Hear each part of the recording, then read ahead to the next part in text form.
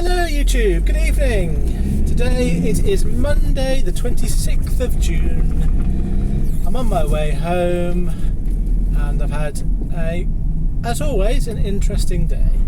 I'll tell you all about it right now. So I woke up this morning with no job booked in and I wanted to do a chore before I got started, so I didn't even bother looking when I first woke up. I got finished with my chore at about, I would say, 10 o'clock-ish, and then I started looking on the CX for work, and I was hoping to get myself into the Wirral area. I had my last pickups that I didn't do last week to do, and they were at three places: the Birkenhead, Southport, and a WA3 postcode. I can't think where it was right now. It's in that general area. So I was looking for jobs, and a job came up that went to a postcode that was ST14 from Boston. Boston's about 16 miles from where I live, so it's local, and I was pretty sure I knew where this job was going. It's with a shipper that I've used a few times before. I think they're quite big, but I quite like them. They're quite fair, I think. So I put in a bid, and my bid was £120 because I was pretty sure that the load was going to a large manufacturing place based around Uttoxeter, and I thought I might have to wait for a while if I got that job. The number of miles on CX was 94 miles. It was for a large wheelbase van, and it was due to pick up at 11 o'clock. So I put on about, well, you can work it out, £120 for 94 miles. And then the shipper rang me, and the first thing I said, I didn't even wait for them to offer to me, because I'm now used to the idea that when they call me, they are offering the job. I said, "What's your waiting times terms?" And they said, "It's half an hour, first half hour free, and then we'll negotiate." So I said, "Well, my terms are £10 per part hour after the first half hour. Is that going to be okay? Because I'm likely to have to wait at this place." And they were fine with that, and I was pleased that I'd been proactive even before I accepted the job in saying to the shipper what the potential charge would be for waiting. The only problem with that is that this shipper has many people working for them. So the person that I took the person's name who I was on the phone to, but when I rang back later on, it wasn't the same person, and the person I spoke to didn't know who that person who gave the job was. So it's a bit pointless in some respects having that preparatory talk, but I did the right thing. I think I did the right thing. So I got myself more or less straight off towards Boston. It's only a half an hour journey, so I got there about 20 minutes before 11. I said, "I'm here now, I'm just a bit early if you've got the pallets ready." And they were ready, got loaded up with 2 pallets, really easy, strapped them up and made my way east. It was a lovely day, and I just had a nice simple drive to my first drop off.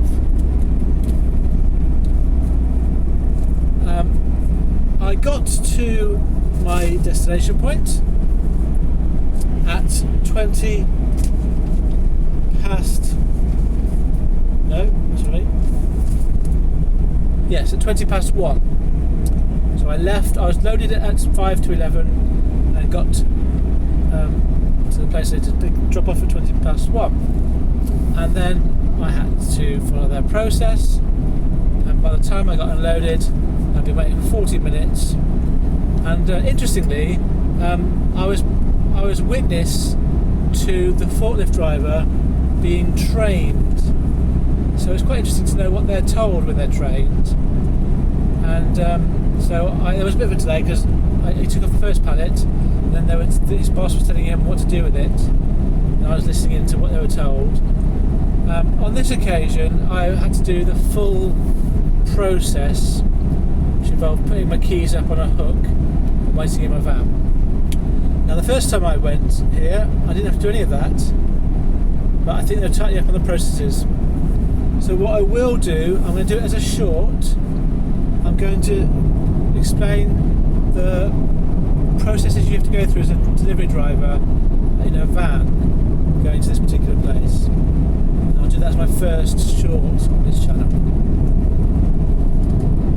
Okay, so I got tipped, and I then had to look at how far I was from Southport, and it was about just under 100 miles. And I thought that's a bit too far just to go 10 miles. So I had a quick look at jobs, but there was no jobs from where I was, sort of near Uttoxeter. So I made my way heading towards the Wirral with the feed on, looking for jobs. I put a journey on to go from where I was to Southport on the CX, and I just saw what came up. There was quite a few jobs today on the CX, at least from where I was, but I didn't win any bids, and the closer I got to my WA3 postcode, the more I thought there's no point getting with a load now. So in the end, I didn't bother going to Southport first. I went to WA3 first, and then headed to Southport.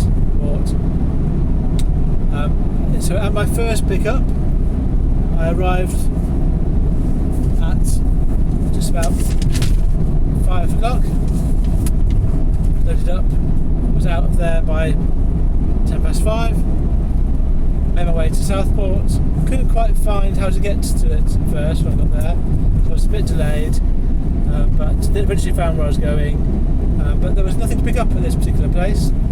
So I then made my way from there to Birkenhead. I had a choice of going via the tolls or via non-tolls, and the toll took me under the River Mersey through a tunnel. So I thought, I've not done that before, I'll do that.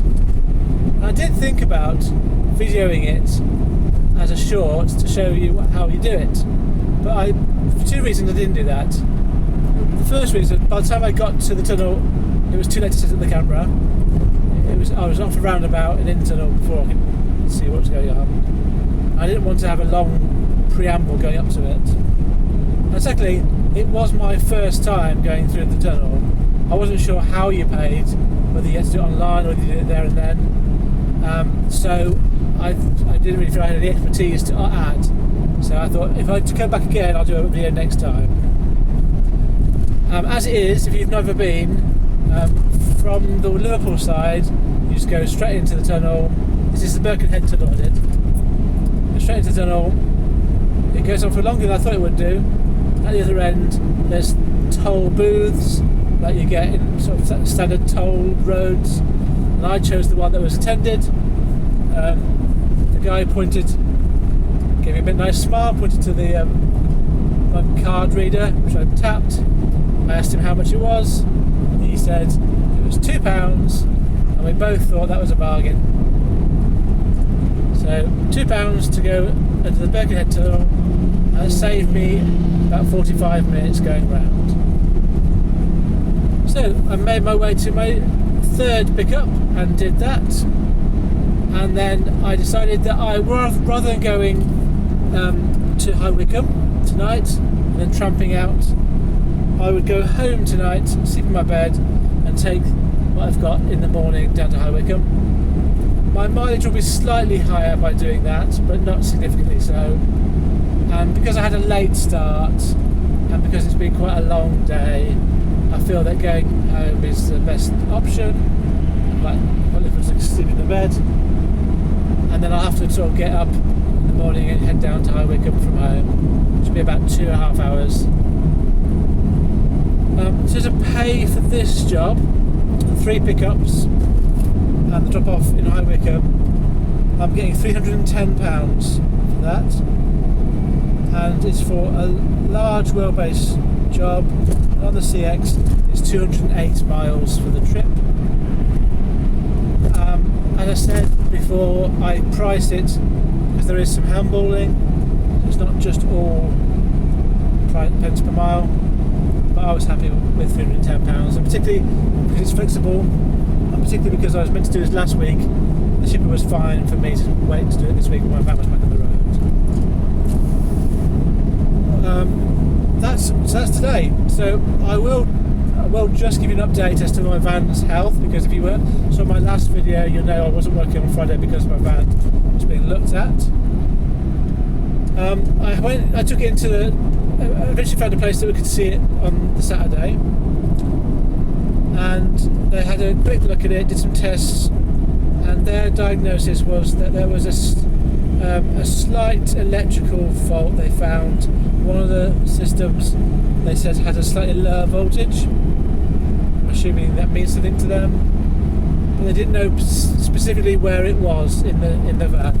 They'd have to have an electrical specialist look at where the fault might be. Now, they didn't charge me for that, so that's great. And when I took it in on Saturday morning, all my lights, my warning lights and messages had disappeared, and they haven't come back. So I didn't dallied a bit on Saturday about what I would do this week, and I decided that what I would do is I would work today and do the job that I've done today, because that's what I was due to do last week. And I do that as a test to see how my van performed doing a day again. And if I felt that there was any sort of thing dodgy about it, I would then take it in to an electrical specialist to get it looked at. But that would then mean me losing money. There has been no warning lights today, and I've had it on the road all day from 10 o'clock, and it's now, I'll be back at midnight tonight. So I'm going to not take it in right now. I'm going to see how it runs. I'm going to keep an eye out for any messages obviously that come up, and I have actually got when I was looking for my van to be serviced, one garage that sounded really good couldn't fit me in this week, but we booked it in for next Monday. So I'm going to keep that booking in place just in case I need to utilise it. And this is a place that specialises in commercial vans, not just everyday car servicing. So it's something that I think will be a good find in the future for my van. So I'm going to see how this week goes. I've not spent anything on it, and it's running fine. I don't know what's going to happen, but today's been alright. Okay, I'm going to give you some stats, and then I'm going to give you a bit of a ramble about something I want to talk to you about today. So today's stats, they're not going to look great, but that's because I've not finished the job I'm on at the moment. The £310 that I'm doing now, I won't put on my spreadsheet until tomorrow when I get it offloaded. So here we go. I will have worked today when I got home 13 hours and 45 minutes. I have driven 387 miles, 387, and I'm basing my average fuel price on last week's average per mile. So I've not filled up yet. It's Monday today, I've not filled up yet. And my average last week was 14.28 pence per mile for fuel. So my fuel costs for today are £55.26. I made £120 plus, I didn't tell you this, but I did get £10 for waiting. So I made £130 for my first and only job today. And that means my net earnings after fuel today are £75. But you need to remember to take off my £2 toll, so it's actually £73 after fuel today that I've made. Okay, that's that. I'm going to give the title of this video "In My Opinion," and the reason for that is I think that the world would be a much nicer place if we were all forced to write the phrase "in my opinion" before any comments we make on social media. I am 52 years old. I feel very fortunate in that I have lived a life which was before computers, before mobile phones and before the internet. So I have some sort of context in which to put social media. I haven't had to live my whole life with the presence of social media. I think the internet is an amazing, wonderful invention, and it's changed our lives for the better, but it has its dangers.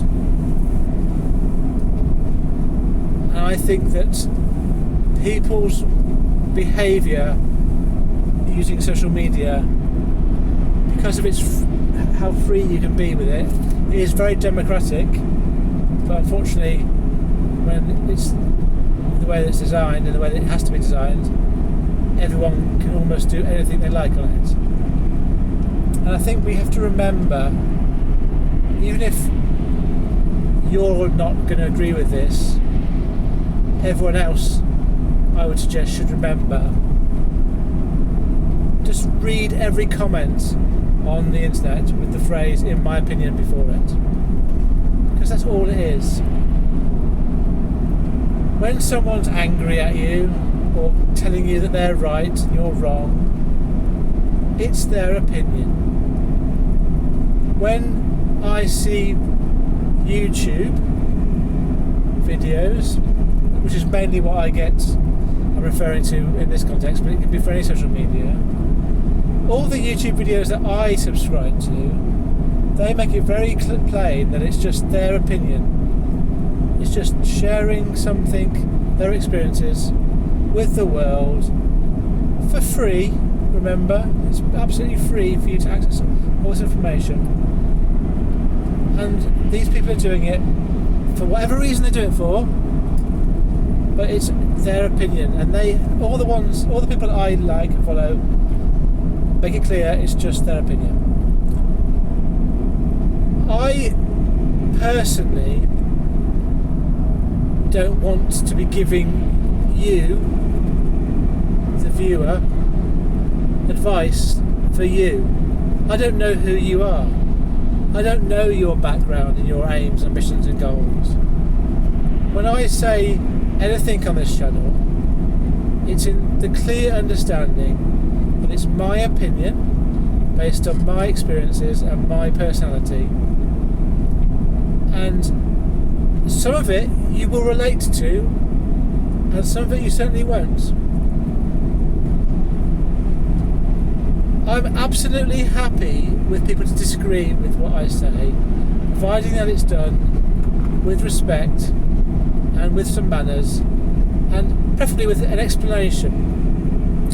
I'm equally very happy if you agree with what I say, but it's also very good if you give some explanation and context, and maybe add to what I say, something I've missed, or a different perspective.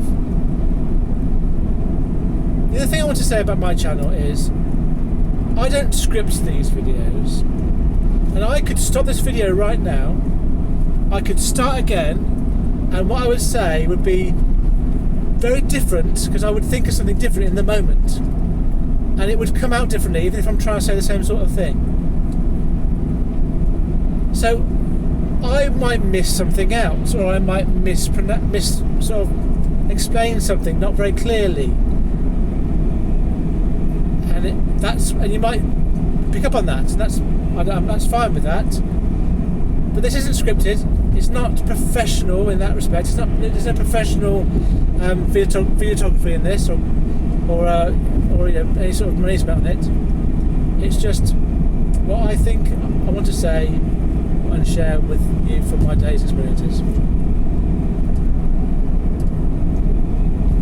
So far I'm very small on the YouTube, and I've had nothing but positivity so far, and maybe that will always be the case, but I'm thinking about ahead to the day when I get some people who are particularly take against something I say, and generally I don't mind. I don't mind. It's just your opinion. I'm happy to hear it, happy to be corrected. I could be corrected on facts, but I don't really give many facts on my channel. I give my opinion based on my experiences, and I try to be open and honest. I think like everyone does that I subscribe to. Yeah, so just take everything with a pinch of salt, because it won't all be 100% relevant to your life, but a lot of it could be. And I think I'm assuming that you're an adult and that you're able to take from this video what you want to and decide what's suitable and what's not suitable for you. As I said, I don't know who you are, and I wouldn't even pretend to try and give you any advice.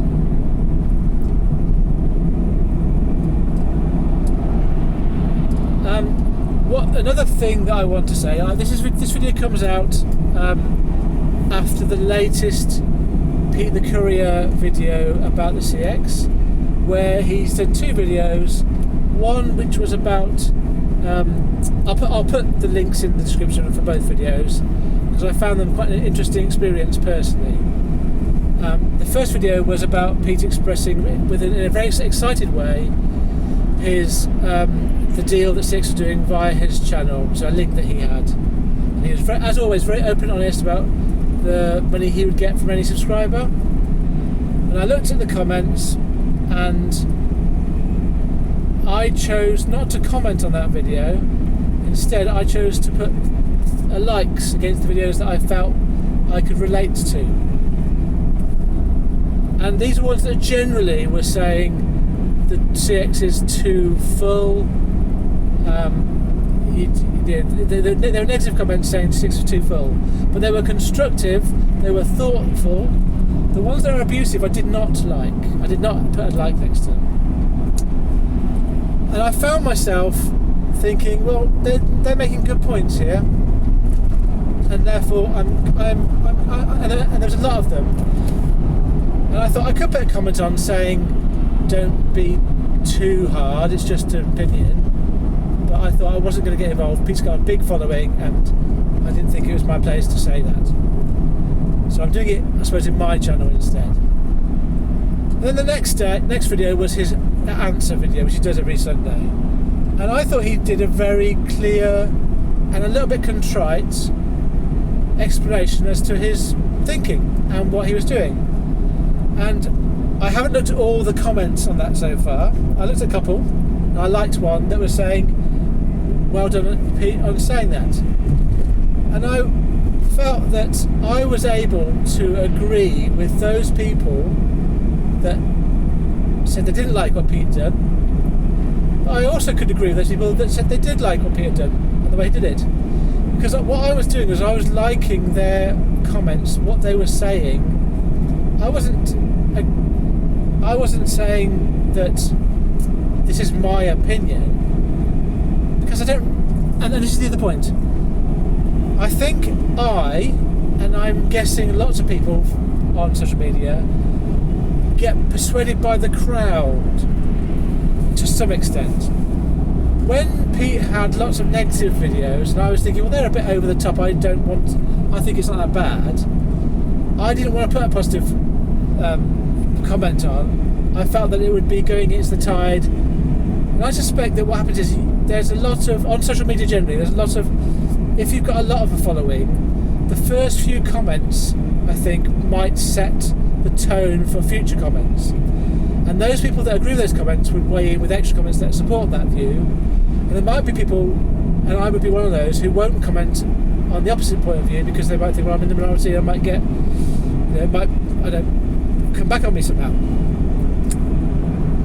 So I don't know. I think there may be some crowd dynamics that happen with social media that I can't necessarily explain very fully. But I've definitely felt that in relation to Pete Courier's videos over the last week. So I suppose I wanted to use that as an example of where most of the comments I thought were the right sort of comments, but they're all, in my opinion, comments. And the ones that were over the top and exaggerating and abusive, I just feel you can ignore those. Yeah, I feel none of the ones I saw were trolling, but in my view, anything I feel as being trolling, you just ignore trolls. And I think coming back in a bit of a circle to my age, I genuinely think that someone of my age can ignore trolls because we've lived a life without social media and we can see it for what it is. I think if you've grown up with social media and that's all you've ever really known, I think you might find it harder to understand that trolling behaviour can just be ignored and it goes away. I think of trolling behaviour as a bit like bullying online. Bullies like the attention that they need to be stood up to, but the way to stand up to trolls, in my opinion, is just to ignore them. They want attention. Okay, so I've done a little bit of a ramble there. I felt that I wanted to put a bit more explanation into what I meant by "in my opinion." It's really important, I think, for me that when I use social media, I always have that phrase in my head: "in my opinion." In my opinion. If you say something on social media, it's always just your opinion. So if you're hearing those, just remember that. It's not... I mean, people... I'm going to stop soon, but people have committed suicide over this sort of thing. It's a big problem for some people. I don't know enough to go to say any more than that, but it's a big problem that social media and how people deal with it. That's how I would deal with it, just thinking like that, in my opinion. And I think one last thing, just generally in life, for me anyway, I tend to get put off people who come across as being the expert in something. If they say they're the expert, if they say they know about something before they tell me, I'd get put off by it. I know if you're an expert because of what you say and how you say it. If you tell me you're an expert, you've immediately made me think you're not really, are you? You're just trying to convince me you are. And online, you get quite a lot of that. People saying stuff like they know it all. And I find I get put off by those sort of comments. So have a bit of humility, a bit of understanding about other people's points of view, and be a bit modesty and just sort of share, by all means share what you feel, what you think. That's the great part of social media. But, in my opinion, that's what it is. Right, thank you very much for sticking with it so far if you have done. What have you learnt today?